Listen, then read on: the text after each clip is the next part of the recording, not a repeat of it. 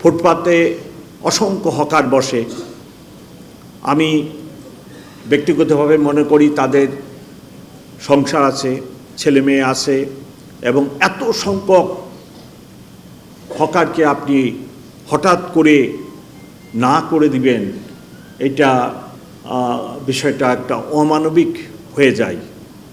So আমার অনুরোধ যে ওনারা যতদূর সম্ভব সংযতভাবে ফুটপাতে থাকুক এবং তাদের যে কাজটা ব্যবসা বাণিজ্য, ছোটোখাটো ব্যবসা বাণিজ্য করে। আবার আমাদের সমাজের অধিকাংশ লোক মধ্যবিত্ত, নিম্ন মধ্যবিত্ত, গরিব পরিবার, তারা আবার এই ফুটপাত থেকে কিছুটা সাশ্রয়ী মূল্যে পণ্য সামগ্রী কিনে। এইসব বিষয় দিয়ে নজর রেখে আমি চাই যে ফুটপাতে যিনারা এই ছোটোখাটো দোকান বসে ব্যবসা বাণিজ্য করতেছেন তারা যেন খেয়াল রাখে যেন আমার ট্রাফিক কোনোভাবে ডিস্টার্ব না হয়, এবং আমার মানুষ এই শহরবাসী যেন ফুটপাত দিয়ে হাঁটার একটা সুযোগ থাকে। সবই দখল করে যদি নেন তাহলে তো আমার শহরে যারা বাস করতেছেন তারা হাঁটারও সুযোগ পাবেন না, আমার ট্রাফিক ডিস্টার্ব হবে, অতটা তো ছাড় দিতে পারবো না। আপনাদেরকে সংযত থাকতে হবে। পলিটিক্যাল মিটিং, মিছিল অবশ্যই তাদের অধিকার আছে, কিন্তু যত্রতত্র রাস্তায় যদি মিছিল মিটিং, যত্রতত্র যেখানে সেখানে যদি আপনার পলিটিক্যাল মিছিল মিটিং হয় অথবা ধর্মীয় সভা সমাবেশ হয়, তাহলে আমার ট্রাফিক খুব ডিস্টার্ব হয়। এক জায়গায় যদি ট্রাফিক আধা ঘন্টা 1 ঘন্টার জন্য হল্ট থাকে, এই রেস সারাদিন থাকে।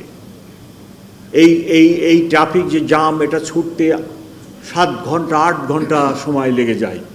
সো আমি ওনাদেরকে রিকোয়েস্ট করব, আপনারা যখন ধর্মীয় মিটিং, পলিটিক্যাল মিটিং, সামাজিক মিটিং, সমাবেশ করবেন, একটা বদ্ধ পরিসরে এরূপ একটি জায়গায় যদি করেন তাহলে আমাদের ট্রাফিক ব্যবস্থাপনায় সুবিধা হয়।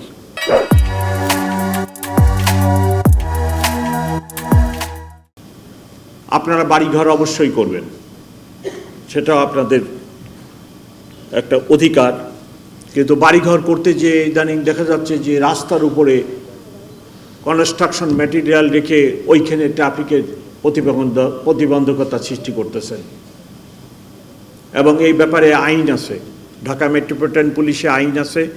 আপনার এই ইট বালুর যে রাস্তার উপরে রেখে মানুষের চলাচলের প্রতিবন্ধকতা সৃষ্টি করতেছেন, তার বিরুদ্ধে মামলা নেওয়ার ব্যবস্থা আছে। আমি রিকোয়েস্ট করব, আমি ওই ধরনের ব্যবস্থার দিকে যেতে চাই না। আপনারা নিজেরা এইসব ব্যাপারে সতর্ক থাকবেন। আরেকটি ইম্পর্টেন্ট বিষয়, সেটা হলো যে মাদক, সমাজের রন্ধ্রে রন্ধ্রে মাদক ছড়িয়ে পড়ছে, এবং যারা মাদক সেবক তাদের টাকার অভাব হলে তারা আবার ওই ছিনতাইয়ে যায় যুক্ত হয়।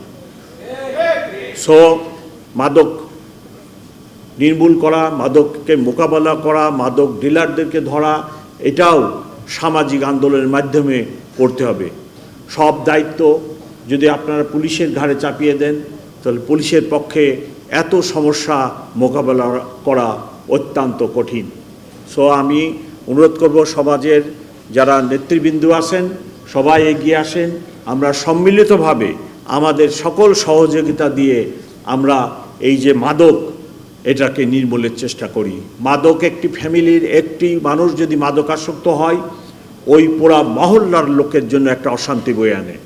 সে তার ফ্যামিলিকে ডিস্টার্ব করে টাকা পয়সার জন্য, সেখান থেকে তাদেরকে নিঃশেষ করে, তারপরে প্রতিবেশীদের ঘাড়ে চাপে, প্রতিবেশীদের এটা চুরি করে, ওটা চুরি করে, তারপরে রাস্তা যেয়ে ছিনতাই শুরু করে। সো এই মাদককে আমাদেরকে ঠেকাতে হবে সামাজিক আন্দোলনের মাধ্যমে। আরেকটি বিষয়, সেটা হলো যে জিডিএনটি মামলা। আমি আমার থানার কর্মকর্তাদের বলছি, যত খুশি মামলা হয় হোক, সেই দায়িত্ব আমি নিব, কিন্তু কোনো নাগরিক, কোনো মানুষ এসে যেন মামলা নিল না এরূপ ঘটনা না ঘটে। সব মামলা রেকর্ড হবে, যে অপরাধ হবে সেই অপরাধের মামলা রেকর্ড হবে, এর কোনো ব্যত্যয় আমি মেনে নিব না। এ কথাটি আমি আগেও বলছি, এখনও জোর দিয়ে বলছি, আমার অফিসার এখানে হাজির আছে, আমার মেসেজ একটাই, একটি থানায় 500 মামলা হোক, কোনো সমস্যা নেই, কিন্তু মানুষের যে গ্রিভেন্স, যে অপরাধের শিকার একটা মানুষ হয়েছে, তার ঘটনাটি লিপিবদ্ধ হবে, একটা মামলা হবে।